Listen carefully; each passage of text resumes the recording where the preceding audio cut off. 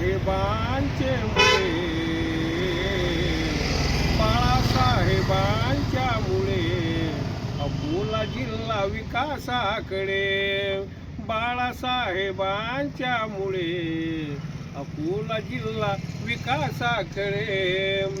भारिप बहुजन महासंघाने गाठले शिखर कर्तव्याने, प्रगतीचे पाऊल पुढे अकोला जिल्हा विकासाकडे.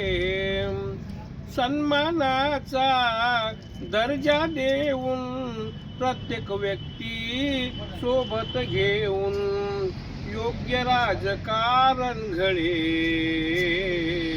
अकोला जिल्हा विकासाकडे. मंचावरती उपस्थितांचे स्वागत करतो मान्यवरांचे, अंधार दूर दूर पळे